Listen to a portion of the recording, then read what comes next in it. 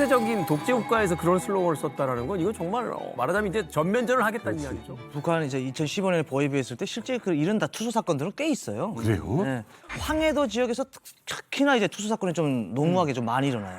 그게 제가 2015년도 그 한 6월이나 7월쯤 되는 것 같은데 제 기억에는 김정은 똥싸개 돼지라고 이제 김정은 똥싸개 돼지라고 이제 지금으로부터 무려 27년 전 그때 당시 아버지 김정일에 대항하는 전국적인 반국가 단체 청년 반정부 단체가 북한 내부에 있었습니다. 27년 전이면 이제 90대 후반 정도 되는 건데 그때 북한이 가장 먹고 살기 힘들었던 고난의 행군 시기 아닙니까? 그렇죠.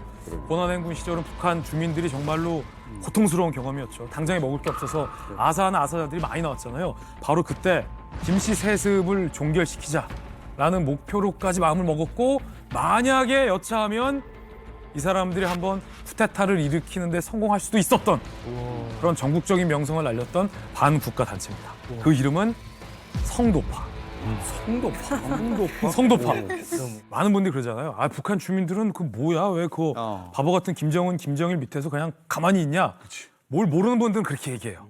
근데 이 성도파라는 이야기는 어떤 거에 증거냐면 왜 북한 주민들이라고 자유를 향한 들끓는 피가 가슴에 없겠냐라는 반증이기도 해요. 무수히 많은 북한 주민들 사이에 이 성도파와 관련된 판타지가 있어요. 예를 들어서 뭐 이런 거요. 중요한 거지. 백성들을 위해서 탐관 우리를 무찌르는 북한판 홍길동이다.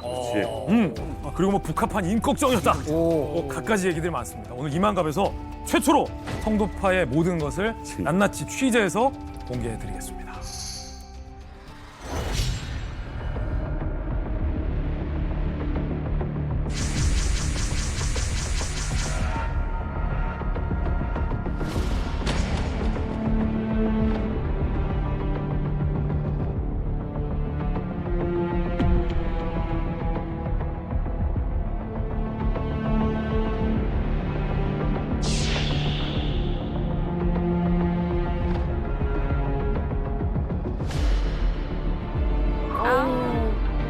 꽃제비가 아직도 있어요.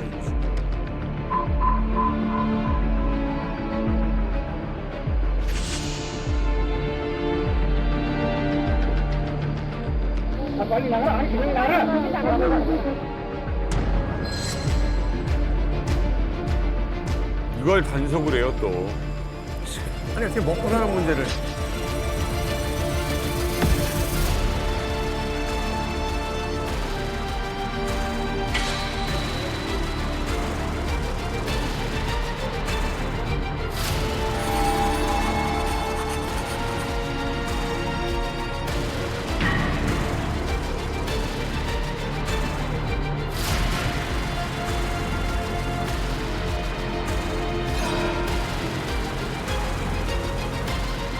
이게 뭐 사람 사는 세상이냐 이런 세상을 뒤집어 펴야 된다. 뭐 정진 해안까지 장악하자. 이렇게 애들이 다 모여서 우리 성도를 받들겠다고 스스로들 혈서를 쓰기 시작한 거예요. 그러면서 애들이 더 모이고 해가지고 한 100명 정도는 됐을 거예요.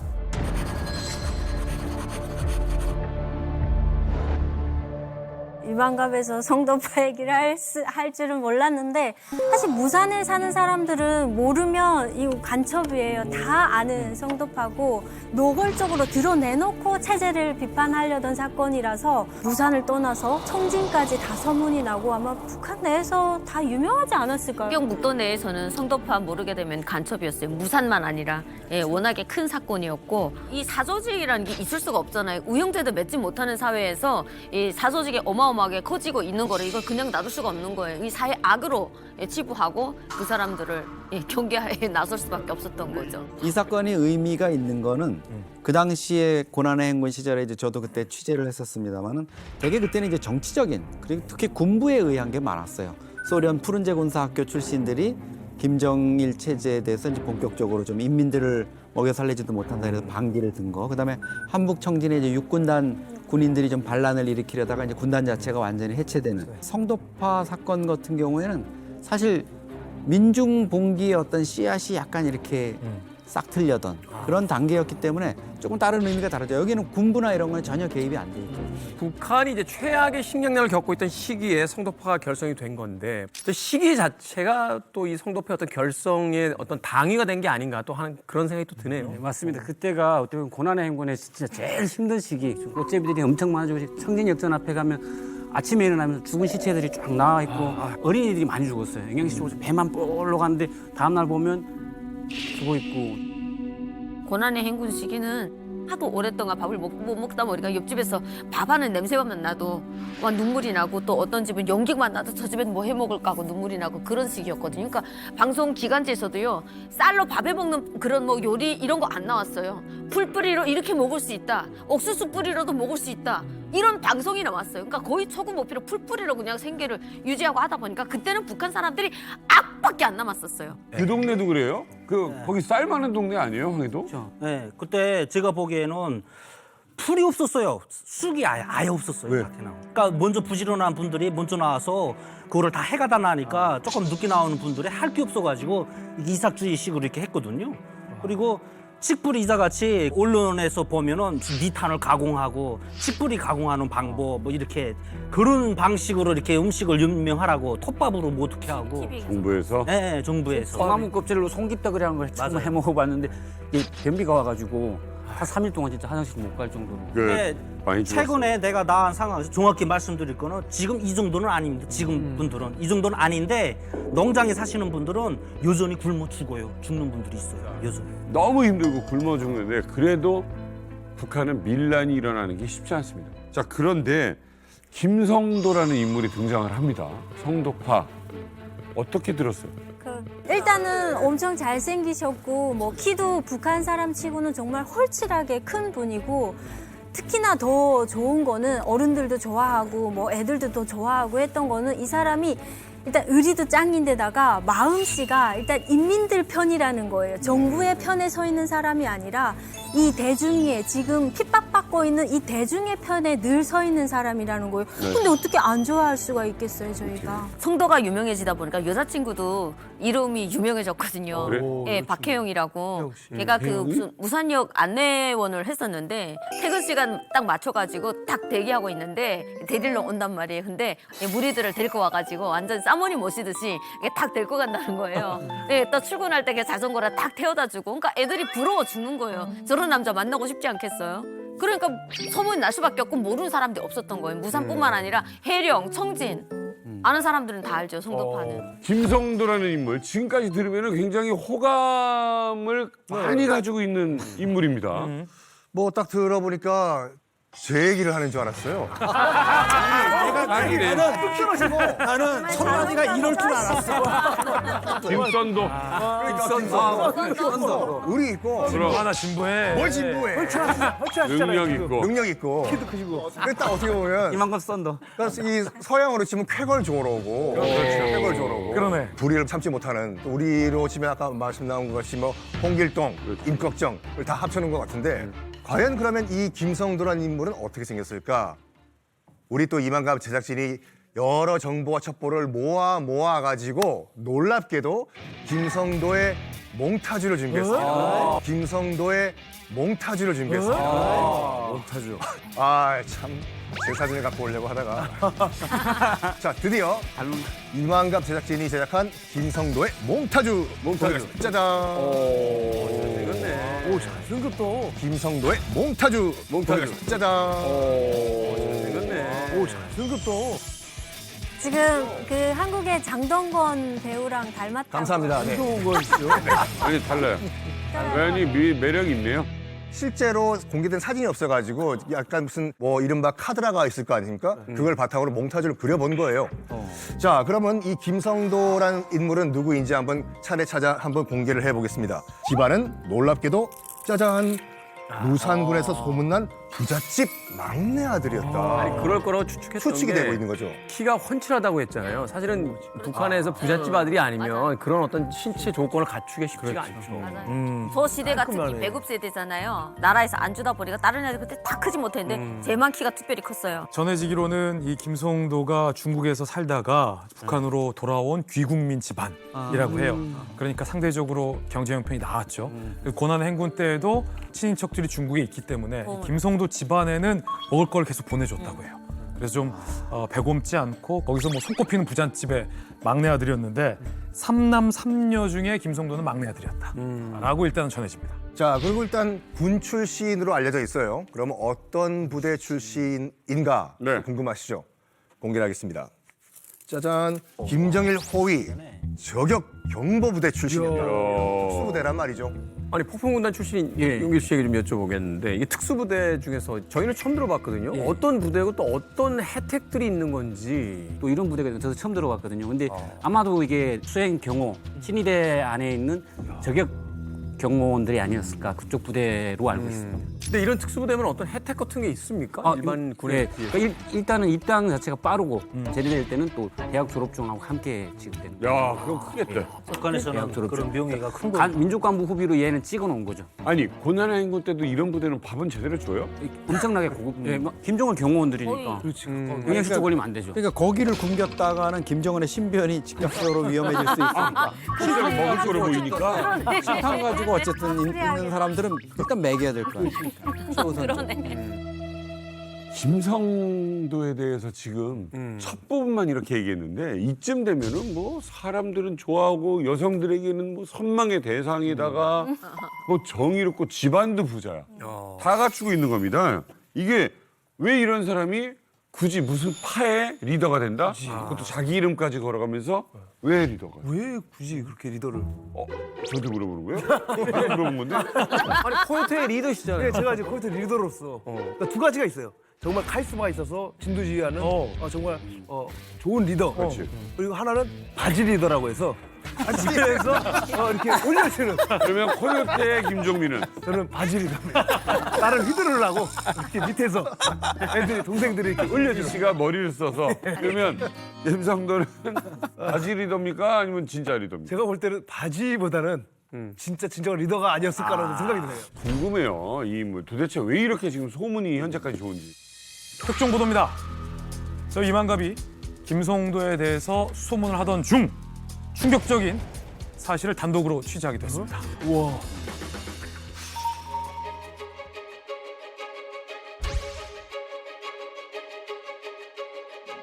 우리 성도는 리더십이 강해서 부모가 뭐 이렇게 많이 안 해줘도 학급에서 항상 반장을 할 정도로 그렇게 리더십도 강하고 공부도 잘했죠. 그 선생님 말보다는 우리 성도의 말을 더 잘 따르고 체격도 좋고 등치도 좋아서 뭐 못하는 것이 없었죠.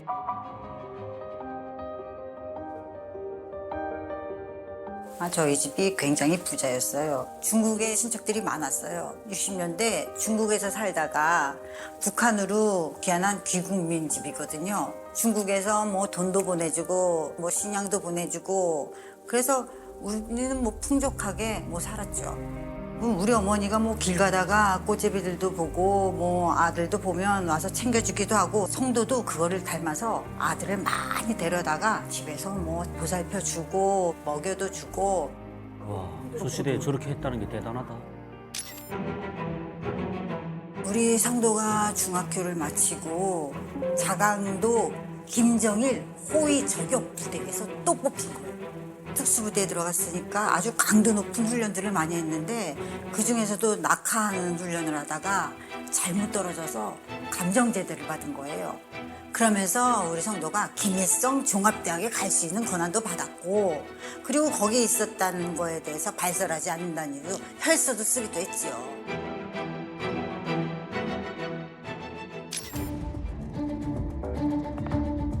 군대에 있으면서 많은 배급도 받고 혜택도 많이 받았는데 거기 있을 땐 아무 문제가 없었는데 2년이 지난 후에 나와서 보니까 굶어 죽는 사람도 많고 거기서 성도가 아주 충격을 받은 거죠.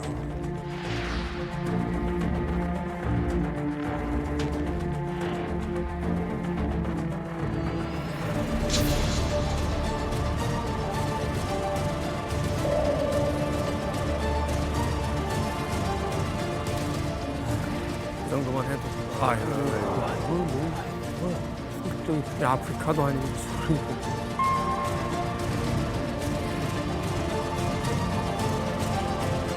성도파는 우리 성도가 결성한 게 아니고 애들이 우리 집에 많이 몰려들고 하다 보니까 그래서 그게 성도파가 결성이 됐고 말적으로 모인 애들이 한 100명 정도는 될 거예요. 그 위에도 뭐 수많은 애들이 더 모였으니까요. 야, 이게 펀치래. 예? 부잣집에다가 집안도 좋고 또 이렇게 돈에 대해서는 중국에서 또 지원도 오고 해서 어려운 집안이 전혀 아니었습니다. 자, 그런데 동생들이 따르고 주변에서 모시겠다 이렇게 하다 보니까는 지금 본인이 결성한 게 아니라 자연스럽게 만들어졌다는 얘기예요. 그렇죠. 김성대 가족들에게 저희가 직접 이제 증언을 들어보면 성도파의 일원들이 모이는 거의 뭐 만남의 장소가 김성도의 자택이었는데 상당히 그 동네에서 부유했었으니까 한 번 모이면 많게는 한 뭐 100명의 인원을 한 번에 수용할 수 있을 정도로 집이 굉장히 좀 컸다라는 증언들을 해요. 그리고 당시는 뭐 전화기나 핸드폰도 없었으니까 김성도의 말 한마디에 일종의 조직원들이 발로 뛰어서 긴밀하게 뭐 소식을 전하고 일사불란하게 모였다가 비밀리에 회동을 하고 쫙 또 흩어지기도 하고 그래서 무산 일대에서 100명 플러스 알파 정도의 이 혈기왕성한 청년들이 김성도를 내세워서 뭔가를 자택에서 은밀하게 모이기도 하고 도모하기도 했고 꿈틀꿈틀했던 어떤 민중 봉기의 어떤 씨앗 같은 것들이 김성도와 김성도의 집에서 싹 텄던 거죠. 주민들 사이에서 호감이고 실제로 무산 쪽에서는 너무 이 칭찬 일색이 많이 나왔는데 자, 그래서 이만갑에서 수소문한 끝에 아주 놀라운 사람을 만났습니다. 성도파의 넘버 3 김성도의 왼팔 최측근에서 김성도를 보필했던 인물을 직접 저희가 만나서 이야기를 들어봤습니다. 오, 성도파 3인자.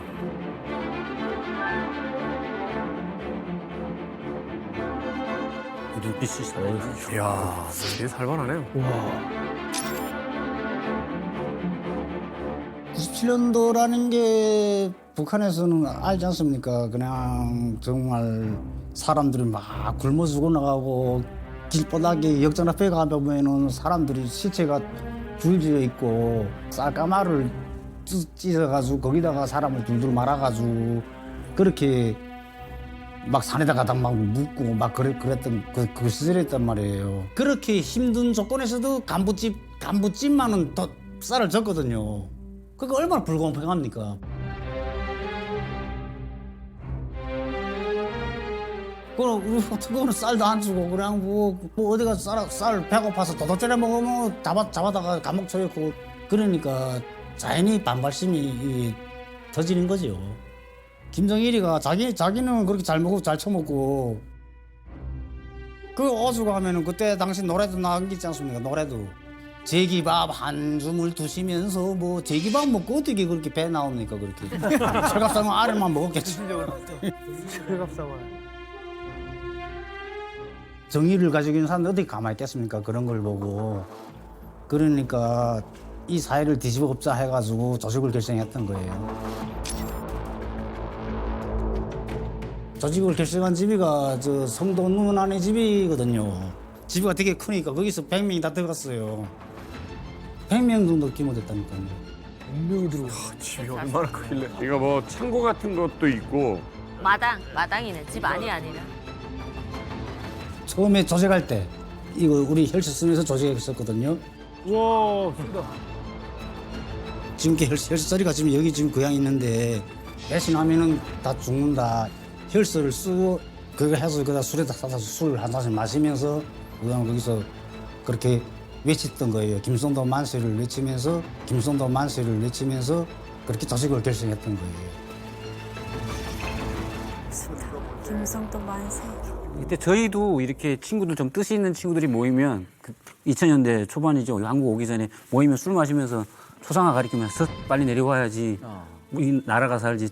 이게 어떻게 주석이고 수반이냐. 딱 맞는 친구들끼리 우리가 술 마시면서 저희도 다 했었어요? 하고 피 짜내놓고 다 우리의 친구들이다. 죽어도 같이 죽고 살아도 같이 산다. 이런 거 하면서 그 술 마시면서 그렇게 욕하고 그러는 거죠. 여기하고는 조금 다른 게 저도 이제 혈서를 써봤어요. 2003년도에 친구들하고. 근데 완전 다른 방식이죠. 여기는 김정일이 욕하면서 썼잖아요. 저희는 당을 위해서. 당을 위해서. 그래서 그 친구들 셋이서 이제 그 하얀 천 그 북한 목갈개라는 거 있죠. 목갈개. 거기다 뜯어가지고 우리는 영원히 당을 따라 뭐 이렇게 뭐 피를 이렇게 쓰고 여기다 피 모아가지고 같이 마셨어요. 그때 그 혈서 쓰는 것도 북한은 지금 혈서를 통제를 합니다. 왜냐면 그게 단체가 되는 거예요. 그렇죠. 그래서 철저하게 저희 아버지한테 그래서 그거 쓰고선 겁나 조맞았잖아요. 이게 혈서 쓰는 게 이 북한에서 되게 유행하고 있거든요. 이게 2010년도 딱 접어들면서 그때 법령으로 이렇게 혈서 쓰는 인간들 아야 다 잡아 죽이라고 했고 혈서가 없어요. 사조직을 만들겠다는 뜻이 고등학교 졸업하면 학교 졸업하면서 그 성별회 하면서 우리 이거 학교에 나중에 영웅이 돼서 나타나서 이렇게 의미 있게 만나자고 하면 혈서를 쓰는 거예요. 의미 있는 야 이거 지금 사람 살 사이 아니야. 우리 죽지 말고 만나자. 군대 나가서 죽지 말고 만나자 이러면서 혈서 쓰는 애들이 있거든요. 우리 의형제다고 하면서. 근데 아무튼 간에 지금 이 조직은 다시 봐야 되는 게 당시 진심이었다는 거지. 그렇죠. 의미가 달랐죠. 혈서의 의미가. 아, 이렇게 좀 대담하고 좀 겁없는 청년들이 잘 먹고 잘 살아보겠다고 이렇게 모였는데 네. 대체 어떤 활동을 한 거예요? 어찌됐건 이 성도, 김성도라는 인물을 따를 수밖에 없었던 이유가 분명히 있는 것 같아요. 이 성도파를 결성한 후에 성도파에 들어간 사람들은 최소한 밥은 굶지 않았다. 그리고 그걸 넘어서서 이제 성도파가 활동했던 무산 지역에 있어서 최소한의 어떤 배고픔을 해결하기 위해서 노력했다. 이런 이야기들이 실제로 이제 증언으로 나오고 있는데 그 상황에 대해서 이제 성도파의 넘버 3였던 허철호 씨의 증언을 다시 한번 들어보도록 하겠습니다.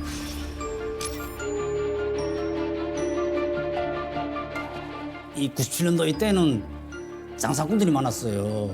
합법적인 장마당에 가지 않고 그냥 길바닥에 장사했거든요. 먹고 살려고. 맞지. 엄청 많아지.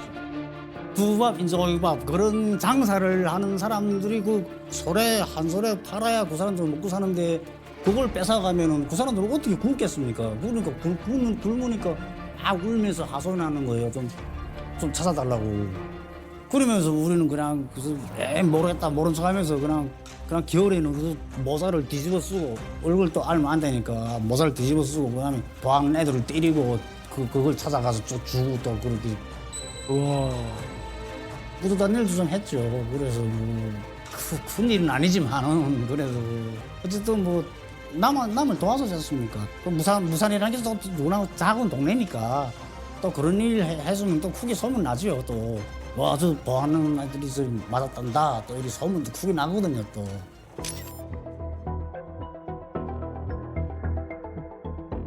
잡으러 오죠.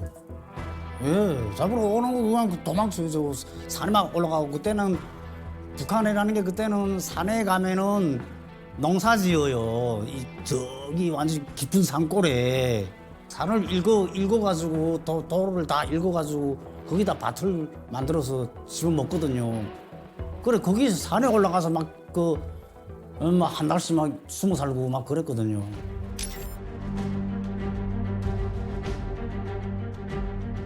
서민들은 저희들 보고 뭐라고 안 했습니다. 저희들 보고 진짜 어른이 있으면 삼촌 저거 좀 도와달라고 이러면서 막 뛰어와서 도움을 청하고 나서지 않아도 되는 일을 가지고 제일 좀 나서고 또 그러다 보니까 사회적으로 거기 이게 소문이 나게 된 거죠. 너무 고마워하죠. 응원 정도가 아니죠. 너무 고마워가지고 비록 없는 살림이라도 술에다가 김치라도 대접하겠다고 이렇게 그러면서 그랬거든요. 제일 서민들 완전 서민들 그 간부집 사실들은 그런 애들은 완전 저들은 저거 다 죽여야 한다 이러면서 무서우니까 저거 다 잡아야 한다 뭐 이런 식으로 그랬거든요.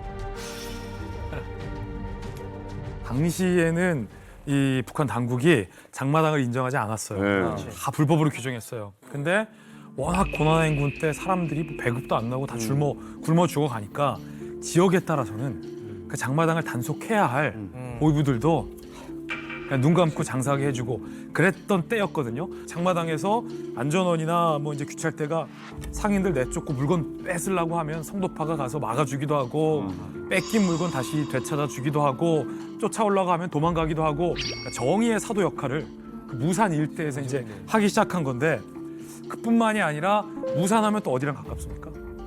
중국이랑 가깝죠. 그래서 은희 아버지가 밀수도 잘하셨잖아요.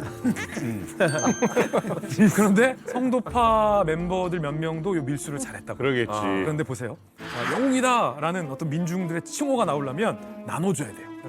그 밀수로 해서 번 돈을 성도파 자기네들끼리 먹고 논 게 아니라 그 동네에 못 사는 사람들, 형편 안 좋은 사람들한테 수익 일부를 이렇게 나눠줬던 거예요. 그러니까 밑에서부터 성도파 소문이 쫙 퍼지기 시작한 거죠. 성도가 되는 거네, 그냥. 아, 그렇죠. 저는 무산 출신이니까 사실 이런 미담을 되게 많이 들었어요. 그리고 또 성도파가 무산군 중에서도 제가 살았던 호곡이라는 데를 휩쓸고 다녔던 사람들이에요. 그러니까 저희 집 바로 옆에 호곡 장마당이 있었거든요. 근데 그 장마당에는 할아버지가 꼭 한 분 계셨는데 이게 나무를 해서 항상 파는 할아버지였어요. 근데 안전원이 오면은 단속하러 오는데 그 나무 많이 쌓아놓은 거를 이거 들고 도망을 못 가는 거예요. 그래서 근데 그거 두고 가면 그동안 산에 가서 그 뼈 빠진 해옥을 다 잃어버리는 거죠. 그러니까 할아버지가 안전원 올 때마다 그거 안고 사정하는 거예요. 도와달라고. 근데 성도파가 생긴 이후로 안전원이 온다고 하잖아요. 그러면 한 번 그 할아버지 나무찜을 다 들고 성도파가 도망가준 거예요. 그래서 그 일화가 있어요. 그리고 또 여러 가지 그렇게 도와주는 게 많으니까 규찰대 뜬다, 뭐 안전원이 온다 이러고 소리 지르잖아요. 그럼 저기서 야 저기 성도파 있다, 성도파 없는데 성도파 있다 이러면 규찰대나 안전원이 성도파를 찾는 거예요. 그동안 또 상인들은 도망가고. 이런 일화들이 정말 많았어요. 그러니까 이게 성도라는 게요.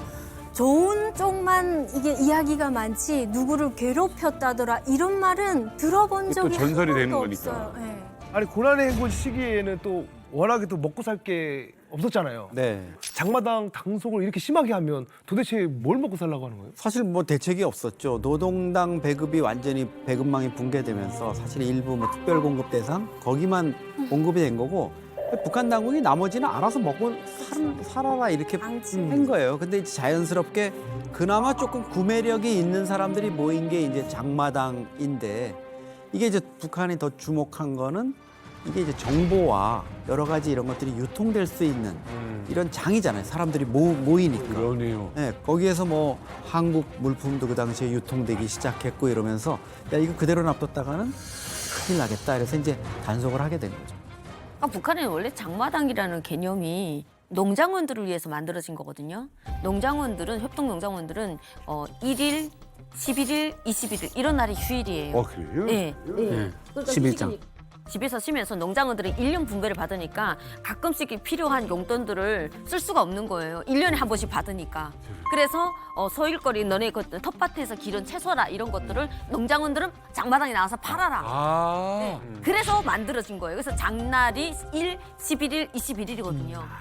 네. 이제 이해가 됐네요. 네, 그래서 장마당은 원래 매일 하는 장이 아니라 열흘에 한 번씩 열리는 게 장마당이었어요. 열흘장. 네, 그래서 그냥 채소들 같은 거 사람들이 와서 사 먹고 네. 그랬었단 말이에요. 그런데 고난의 행군이 시작되면서 어떻게 열흘 동안 기다려요? 열흘 그렇지. 동안 뭐 먹구멍이 그렇죠. 포도청인데. 그러니까 너도 나도 농장원뿐만 아니라 집에 거 다 내다 팔 수 있는 거 다 팔아 나온 거예요. 이래서 처음에는 시장이네. 방치를 해뒀는데 이게 점점 나니까 더 규모가 커지는 거예요. 이대로 놔뒀다가는 자본주의 그냥 사상으로 확 물쫓게 되면 어떻게 다시 돌아올 수가 없으니까 그다음부터 단속에 나선 거예요. 탄속하면 안 되지. 이게 없으면 죽는데. 그래서 그러다 보니까 성도파들이 만약에 그걸 짐을 뺏고 그 장사 물건을 뺏고 하게 되면 성도파들이 나서졌다는 게 뺏기니까 보안원들은 무조건 뺏어가지고 지가 먹어요. 나라에 바치지 않고 지가 처먹는. 근데 정말 그 뺏겨가는 것들은 사람들에게 피눈물이거든요. 그래서 그 상황을 풍자한 노래가 나온 거예요. 안전원이 온다, 장사꾼은 뛴다, 장마당이 들끓는다 이런 노래가 나와요. 노래 좋은데? 이게 되게 신나는 노래인데 제가 볼 때는 지금 북한에서 당시에는 이제 국가 배급 체계가 무너졌잖아요. 근데 장마당 없이는 돌아갈 수 없는 상황이기 때문에 방치하거나 방기를 한 것 같아요.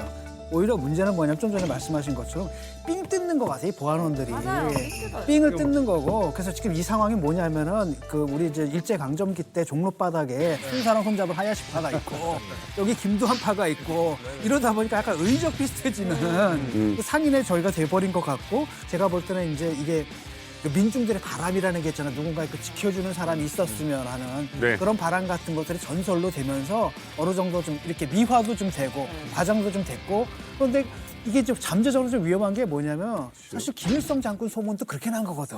맞아. 이런 거 왜냐면 만들어지는 거예요. 실제로 뭐 독립운동사 보면 실제로 한 일이 그렇게 뭐 엄청나게 있는 건 아닌데 사람들은 그걸 믿는 거야. 우리를 지켜줄 어떤 장군님의 존재. 초인을 이제 기다리는 거죠. 그래서 그렇지, 거기다 그렇지. 이제 투사를 했던 거지. 그러니까 그 단계에 있었던 것 같아요.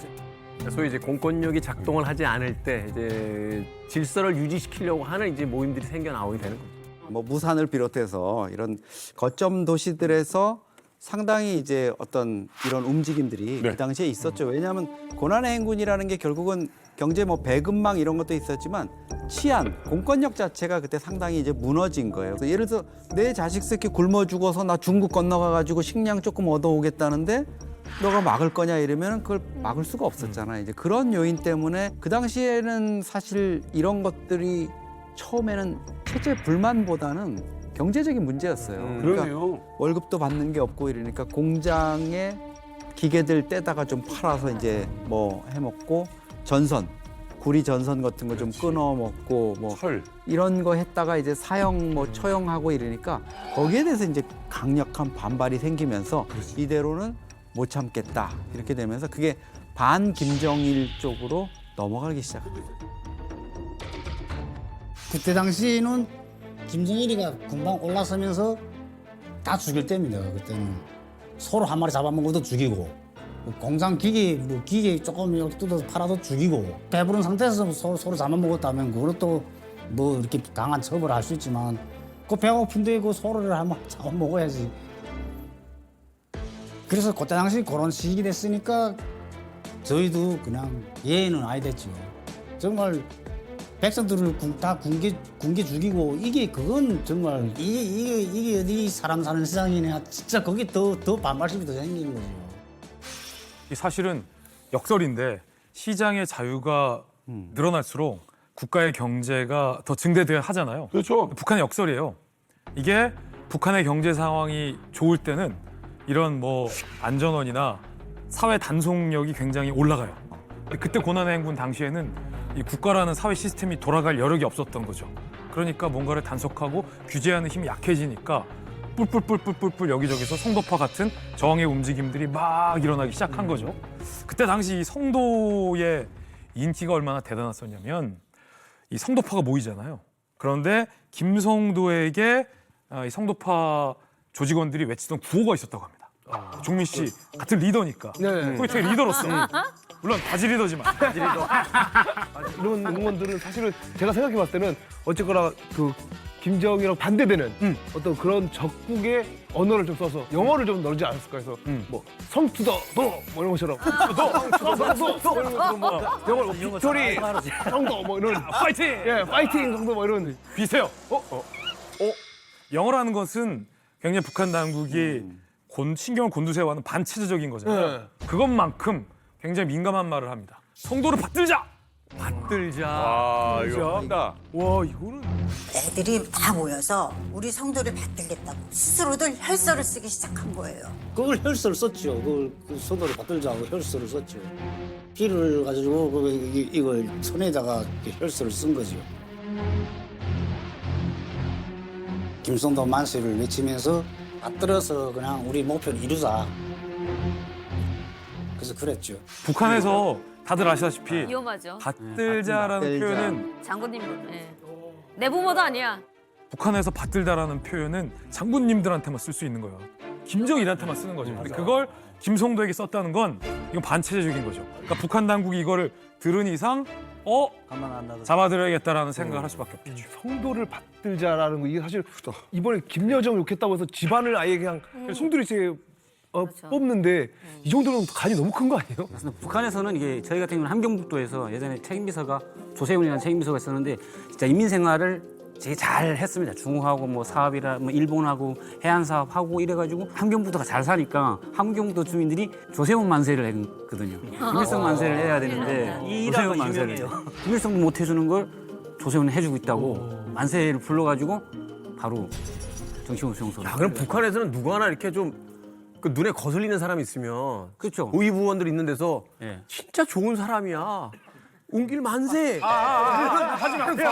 바로 가는 상황이니까. 하지마 입 막죠. 안 된다고 큰일 난다고. 아니 그러니까 그 권세 높던 장성택도 그렇지. 일본 동지라고 칭하면서 뭐 이렇게 밑에 사람들이 노동당 행정부 간부들이 떠받들고 뭐 이렇게 하면서 결국은 형장의 이슬로 사라진 거잖아요. 그러니까 북한에서 누군가를 일본 아니면 첩제로 내세우는 거는 거의 뭐 자기뿐만 아니라 그 대상도 죽는 거죠.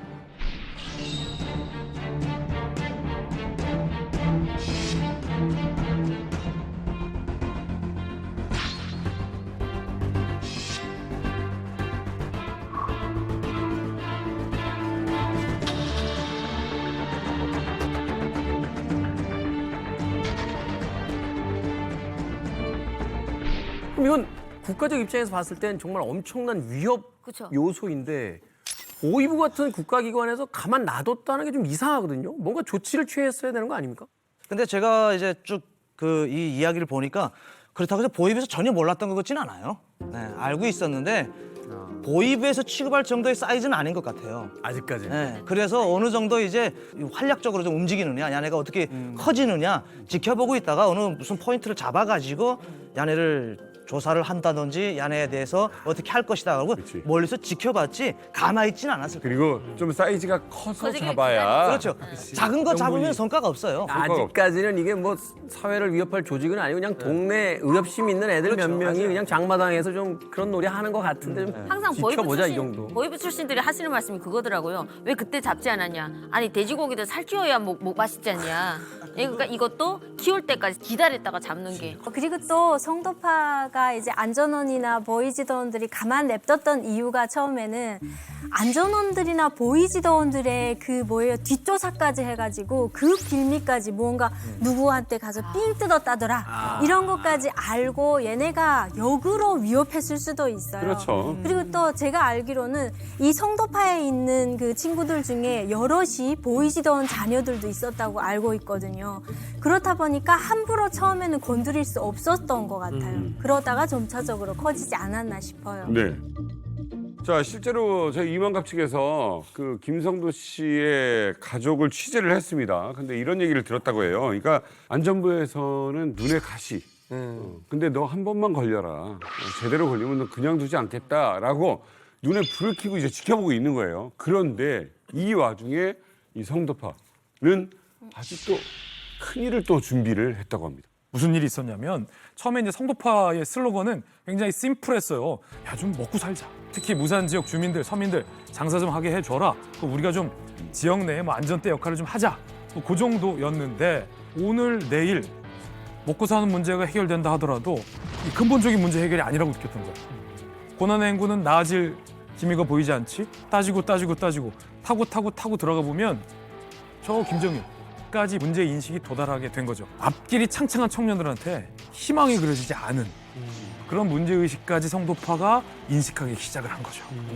그래서 성도파가 먹고 사는 문제를 뛰어넘어서 무언가 이제 슬로건이 정치적인 슬로건이 하나씩 등장하기 시작합니다. 그때 실제 성도파의 가담했었던 분들의 증언에 따르면 무산이라는 게 또 워낙 작은 동네니까 또 그런 일 했으면 또 크게 소문나죠. 또 나서지 않아도 되는 일을 가지고 제일 전 나서고 또 그러다 보니까 사회적으로 자연히 반발심이 터지는 거죠. 그래 우리 어떻게 하나 정부를 뒤집어 엎고 이런 썩은 사회를 뒤집어 엎고 청진평양까지 어떻게 하나 진출하자 이렇게 강령을 내서 했던 것입니다.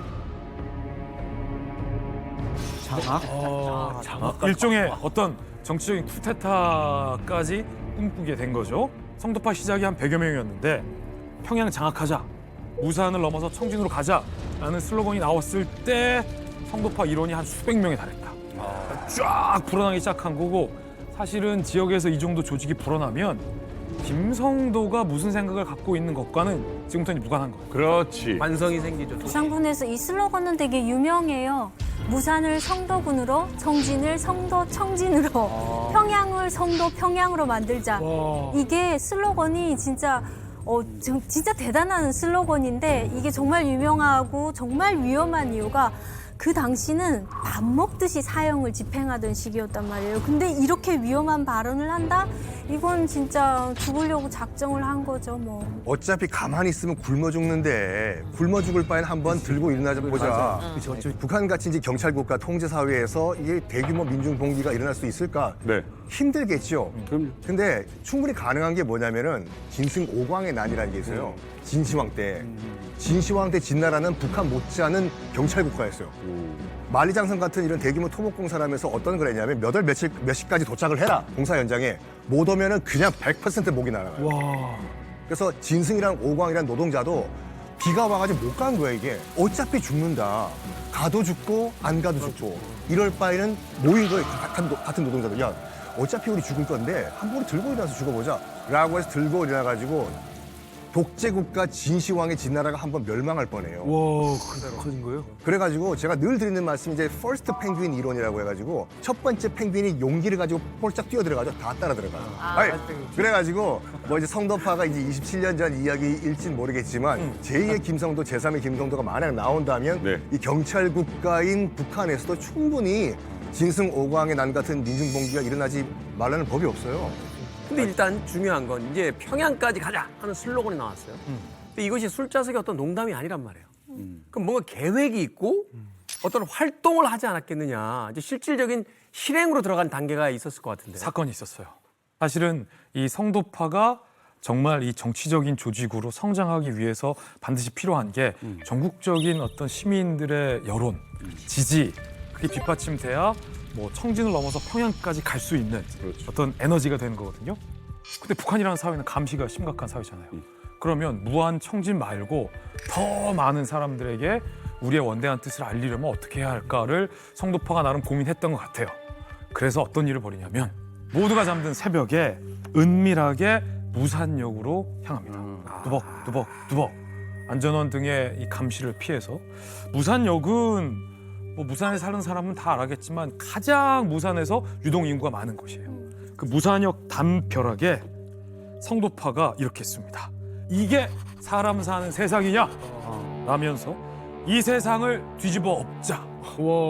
라는 힘찬 문구를 대문짝만하게 그 무산역에 밤사이에 탁 새긴 거예요. 아침에 해가 뜨고 그 많은 무산 사람들과 청진 사람들, 오가던 사람들이 일어나서 봤을 때 그 임팩트. 김성도가 뭐 잘생기고 키 크고 이런 것만 저를 닮은 게 아니라 어떤 돌직구. 돌직구 스타일. 썬킴병이야. 이거. 세제에 저항하는 약간 전염병 전염성이 있어. 쌍둥이야, 쌍둥이. 이런 타협을 보나? 아니, 그거 적는다는 게 쉬운 게 아니잖아요. 목숨 내걸고 적는 거죠. 목숨 그리고 내걸고. 한두 글자도 아니야. 그렇죠.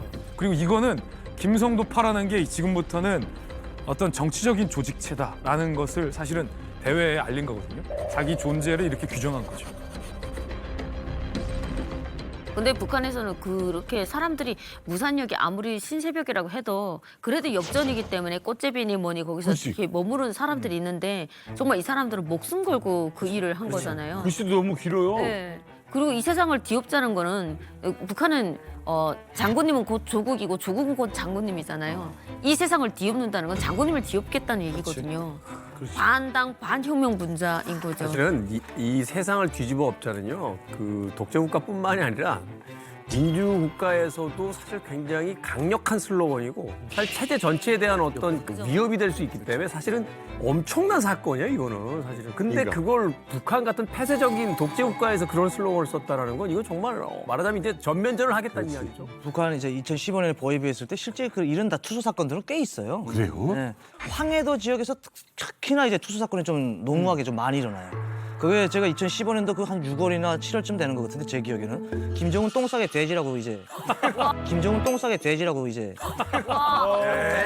왜냐면 그런 게 써 있어요? 제가 있었던 지역에서 그 실제 수사하던 건데 제가 2016년 9월에 왔는데 그때까지 아직 사건은 종결 안 됐다는데 모르겠어요 어떻게 된지. 그렇게 북한에서 일반적으로 투수 사건이 있습니다. 악플이 악플. 악플 다는 사람이 있는 거네. 저런 사건이 일어나면 보고하기가 제일 시끄러워요. 저거 보고하는 게 뭐 김정은 동지 똥싸개라고 써놨습니다 하고 보고할 수도 없고. 야 뭐라고 썼어? 야 철은아 뭐라고 썼어? 그 김정은 그러니까 뭐라고 썼냐고? 7번 동지 똥싸기 돼지랍니다. 네.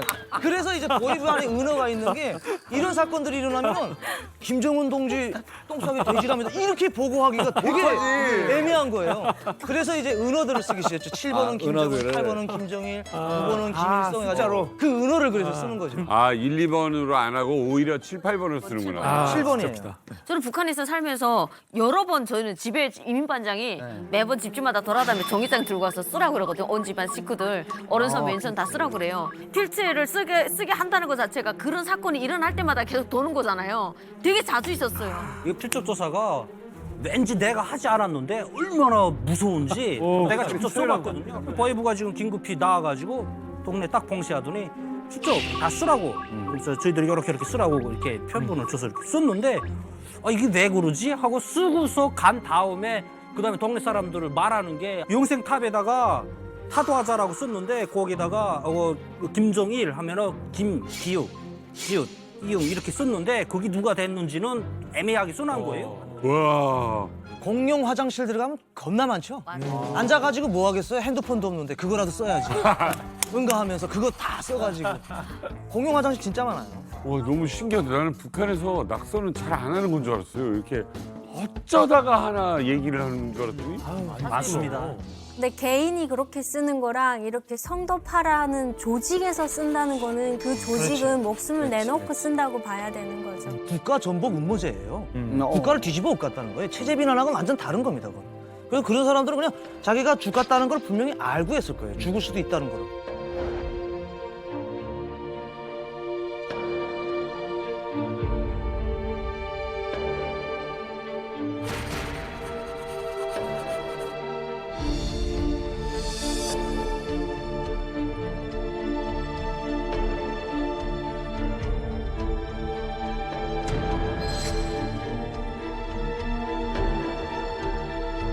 벽보 사건 이후에 병낙서 사건 이후에는 저것들 다 소탕해야겠다라는 결심이 서게 된 거죠. 그때 또 마침 잡아들일 만한 명분을 빌미를 줘요. 성도파의 일원이었던 김성도의 친구가 당 간부 자녀를 폭행하는 폭행 사건이 있었던 거예요. 이런 게 나와. 잘 뭐 눈에 가시 같았던 성도파 명분이 생겼죠. 사건도 생겼겠다. 당 간부의 자녀를 폭행했다. 뭐를 뒤집어 씌우기 좋습니까? 당의 반기를 들었다. 라는 딱 어떤 정치적인 프레임까지 씌우기가 딱 좋은 거죠. 그래서 그 폭행을 했던 김성도의 친구부터 잡아들이기 시작합니다. 그러면서 성도파를 모조리 다 일망타진하기 시작합니다.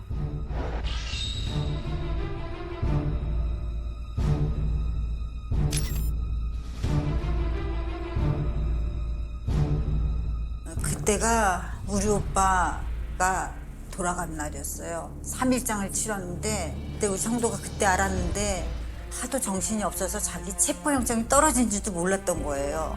그때 마침 체포영장 떨어지면서 이 산을 전부 다 포위한 거죠. 그때 이제 알아가지고 성도한테 빨리 도망가라 막 이랬더니 그때 아마 자전거 한 대가 있어가지고 그걸 타고 도망을 가는데 점점 포위망이 좁아진 거예요. 그래서 뭐 도망갈 수가 없이 바로 체포된 거죠. 중국 달아날 건 달아나고 그다음에 지금 산에 올라갈 건 산에 올라가고 달아나다가 결국 잡힌 게 7, 80명 잡혔습니다. 중국에 피신하려다가 잡혔습니다.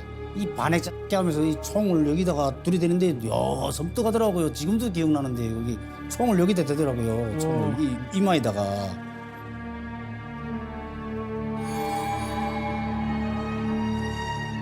얼마나 괴롭혔겠어요. 맞기도 얼마나 맞았는지 그래서 사람을 그렇게 개패더라고요. 진짜 나는 도끼라는 거는 나무나 쪼개는 거지 도끼로 사람 패는 건 처음 봤어요. 진짜 도끼 이 날 말고 둥으로 사람을 막 도끼로 패고 그다음에 그땐 11월 달이니 11월 말이니까 북한은 춥잖아요. 그래서 난로가 있었습니다. 난로 그 제갈 우린 날가지 난로로 이거 살 막 지지고 아유. 개패서 패더라고요. 그냥 그래서 막 완전 뭐 안 한 것도 뭐 했다고 막 이러면서 막 그랬거든 어떤 애들은. 야, 이게 지금 가족의 장례가 있었어요. 그 와중에 동생이 긴급 체포가 됐고 증언해 주신 허철호 씨뿐 아니라 체포된 사람 모두 고문을 받았을 거 아닙니까? 그렇죠. 일단 성도파 멤버들이 다 이제 유치장으로 끌려 들어와요. 당시에 이제 그 끌려갔던 유치장이 약 10칸 정도 됐다고 하는데 꽉 찼다고 해요. 그리고 이제 고문을 받기 시작하는데 하루 이틀이 아니라 무려 10일, 열흘 동안 계속 고문을 받습니다. 근데 이런 말이 있거든요. 고문을 받다 보면은 정말 이길 장사가 없다고. 너무 아프니까 다 불어요, 이거를. 그래가지고 이제 하나, 둘 실토하기 시작합니다. 우리 혈서 썼다. 우리 무슨 뭐 혈맹을 만들었다. 했는데 이 성도파 멤버 중에 하나가 이제 고문을 받는 도중에 이 성도파를 괴멸시킬 수 있는 엄청난 자백을 합니다. 네. 무슨 자백을 했을까요? 우산을 넘어 청진 평양을 장악하자. 가 우리 성도파의 강령이다라는 걸 얘기해버린 거예요. 평양을 장악하자. 그럼 여기선 더 이상 경제사범이 아니라 이건 국가 반역죄, 전복 사범이 돼버립니다.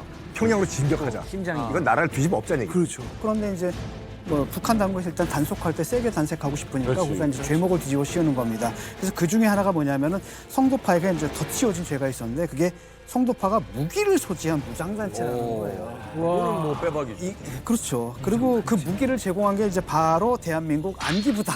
아니. 안기부다. 아니. 이러면 이제 냄새가 펄펄 나는 거지. 아, 이제부터는 만들어졌구나. 사건. 남한의 지령을 받아서 그 지원을 받아서 무기까지 소지하고 간첩단. 체제를 전복시키려는 무력 집단이다. 무장 집단이다. 이렇게 죄를 뒤집어씌우는 거예요. 간첩단 사건이 만들어지는 거네요. 간첩단보다 더하죠. 왜냐하면 간첩단은 그 저기 정보만 주는 건데 이건 아예 무기를 가지고 정변을 갖다 킥했다 이렇게 되는 세력으로 거죠. 만들어주는구나. 독재 정권이 해 오던 그런 그 수법에 의해요. 국가가 뭐 전복될 위기가 있다. 그러면 이게 우리 적국이 시켜서 그런 것이다라고 하면 일타쌍피가 되거든요. 특히 구소련에서 그거 되게 많이 했어요. 구소련에서 무슨 내부에서 문제가 생길 때마다 이거는 미국 CIA 조작이다 이런 식으로. 그러니까 그걸 그대로 독재 국가의 FM 그 방법을 쓰고 있는 거죠 지금요.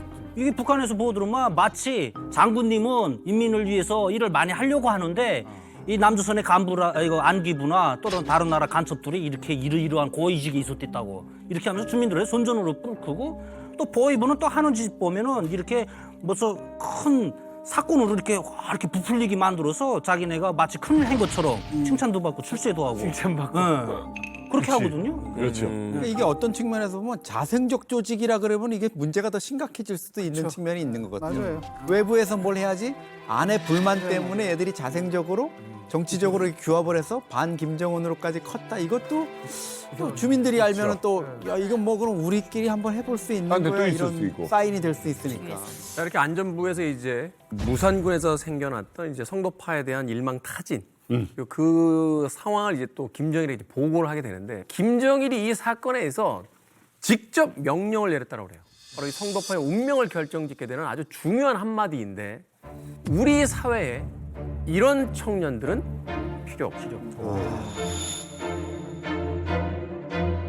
김일성, 김정일이 그렇게 교시, 뭐 말씀 이렇게 표현하거든요. 그런 게 내려졌다는 거는 그냥 100% 죽이라는 말이나 똑같은 말이에요. 그렇죠. 필요 없다. 네, 필요 없습니다. 이 당시가 상당히 이제 김정일로서는 체제 위기감을 느끼고 있던 시기인데 그 위기의 핵심이 지금 김정은도 그렇게 느끼고 있지만 젊은 세대라고 느끼고 있는 거예요. 그 당시에 젊은 세대들. 이 청년층이 사회의 어떤 기둥인데 얘들이 이렇게 되면은 미래가 없다 이거고 교정의 가능성이 없다. 빨리 도려내지 않으면 문제가 되겠다 해서 이런 극단적인 발언을 한 거겠죠. 이건 사형 선고잖아요. 필요 없다. 이분들이 이렇게 소탕이 됐잖아요. 김성도 잡혀갔고 2인자였던 최영학도 잡혀갔고 조금 전에 우리가 인터뷰를 봤던 3인자 허철호 씨까지 20명이 두 손이 묶인 채 끌려갔어요. 심지어 그중에 2명은 공개 재판이 끝난 후에 그 자리에서 바로 총살을 당합니다. 김성도와 2인자 최영학 이 두 사람은 총살돼요. 그리고 두 사람의 총살 장면을 이 동고동락했던 성도파 일원들이 다 지켜본 거예요. 아직은 안 잡혔지만 무산 주민들 사이에서 숨죽이면서 오열하고 있었던 수많은 성도파 조직원들이 그 장면을 다 본 거죠. 허철호 씨도 그날의 장면을 생생하게 기억하고 있습니다. 같이 손이 묶여 있었던 상황이었잖아요.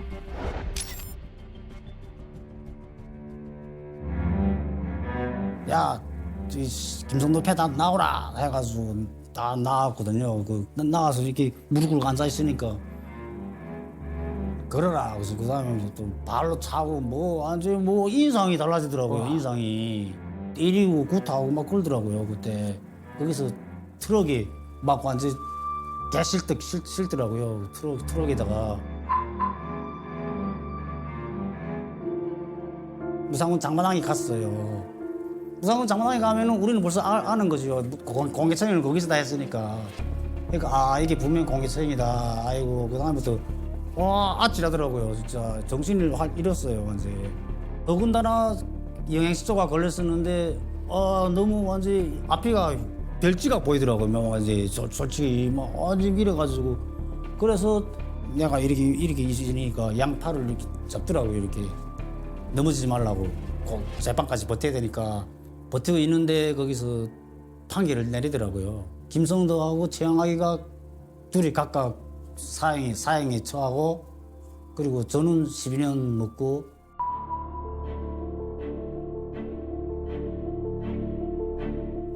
그땐 진짜 모르겠습니다. 진짜 아무것도 하늘도 보기 싫어가지고 그냥 머리만 숙이고 있었습니다. 차마 못 보겠더라고요. 이거 아프 걔네를. 와.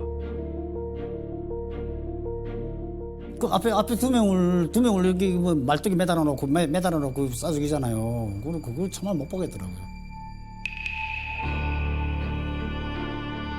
형제인데. 이렇게 머리 숙이고 그냥 이러고 있으니까 그냥 자기네 알아서 날 끌고 가더라고요. 그런데 정말 제일 한 가지 딱 억울한 게 뭐 이렇게 어린애들이 막 이렇게 뭐 국가정복 한다고 뭐 국가정복 이렇게 이런 거 한다니까 좀 이걸 그래서 한 번에 밟아 죽여야지 뭐 이렇게 생각은 하겠죠. 그러나 너무 좀 비참하게. 은희 씨도 무상군 출신이시잖아요. 네네. 성도파 이 총살이 당한 얘기를 알고 계셨나요? 저는 현장에 가서 지켜봤었죠. 학교에서 그 총살할 때면 이렇게 가서 보거든요. 단체로 가서 보게 해요. 그래서 아침에 수업 마치기도 전에 성도파 총살하니까 가야 된다 해서 줄 맞춰서 김일성 장군 노래를 열심히 부르면서 사형 현장으로 갔었죠. 가서 되게 많았던 걸로 기억하고 사람도 되게 앞에 서 있는 남자들도 정말 많았던 걸로 기억하고 막 재판을 뭐라 하는데 이게 웅얼웅얼 하니까 사실 뭐라고 말하는지 잘 들리진 않았거든요. 그래요? 근데 마지막에 사형에 처한다 이 말은 되게 또렷하게 들렸어요. 그러고 나서 그때까지 사형하는 사람은 나오지 않았어요. 근데 그때 트럭에서 이렇게 질질 이렇게 끌려서 나오더라고요. 나오는데 이미 이렇게 재갈을 물리고 여기를 막고 나온 상태였어요. 왜냐하면 그 말뚝에 매달 때 별말을 다 하는 거예요. 이 체제에 대한 불만을 별말을 다 토로하니까 사용할 때는 꼭 재갈을 물려서 끈으로 묶어서 이렇게 거기 세우거든요. 근데 거기 묶는데 막 안 묶이겠다고 발악을 하는 그런 몸부림을 친다고 해야 될까요? 그런 모습을 이렇게 봤던 기억이 나요. 그러고 나서는 너무 처참하니까 사형 집행하면 사실 우리 어린애들은 키가 작기 때문에 뒤에 서면 안 보이잖아요. 그래서 맨 앞에 세우거든요. 그렇다 보니까 이게 너무 적나라하게 다 봐야 되는 상황인 거예요. 그래서 보면은 너무 소름 돋으니까 쏴 이래요. 세 번 쏴 하는데 그 쏴 하는 소리가 들릴 때마다 머리를 돌리는데 돌리면 지도원이 자꾸 보라고 해요. 왜 돌리냐고 머리를 꼬쟁이를 이렇게 찍어놔요. 근데 그게 성도파의 그 두목이랑 여러 명을 사용했던 장면이었던 거예요. 지금 생각하면. 야, 근데 아까 말 그 중에서 재갈을 물렸다라는 거 있잖아요. 그러니까 17, 18세기에 이제 유럽에서도 그런 경우가 많았거든요. 그러니까 사형 당하면서 교회와 국가에 대해서 하고 싶은 말을 마음대로 하고 가는 거예요. 그래서 그게 그런데 그게 이제 민중 축제가 돼 버리거든요. 그게. 그래서 사형수들이 오히려 이제 영웅이 되는 그런 현상들이 있어요. 그래서 아마 그걸 못하게 이걸 막아버리는 거죠.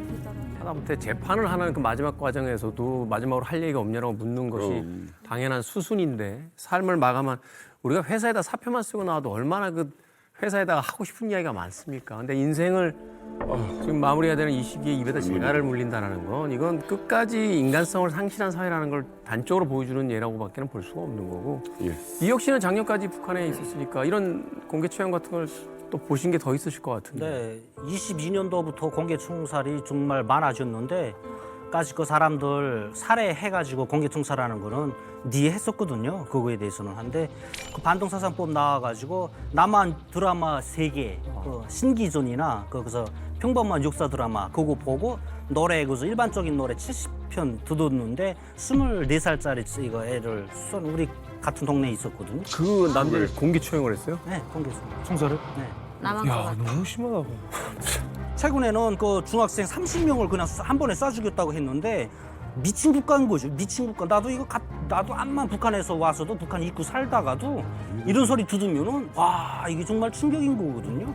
자, 어찌됐건 이런 북한 사회의 이야기들 참 마음이 아픕니다. 끔찍하죠. 성도파 이제 그 리더인 김성도 네. 2인자 최영화가 이제 총살을 당했습니다. 그런데 오늘 이제 여러분들께서 보신 그 인터뷰의 이제 주인공인 허철호 씨는 본인의 입으로 이야기했죠. 12년형을 받았다라고 그러게요. 했는데 자, 그 후 허철호 씨는 2013년에 탈북해서 대한민국 땅으로 오게 됩니다. 그 후 10년 동안 같은 주변 탈북민들에게도 그런 얘기를 안 하고 조용히 사시다가 이제 정말 이런 일이 있었다, 이런 진실이 있었다라고 해서 올해부터 성도파에 관련된 이야기를 증언하기 시작했다고 합니다. 이러는데 특별한 이유가 있었다고 합니다.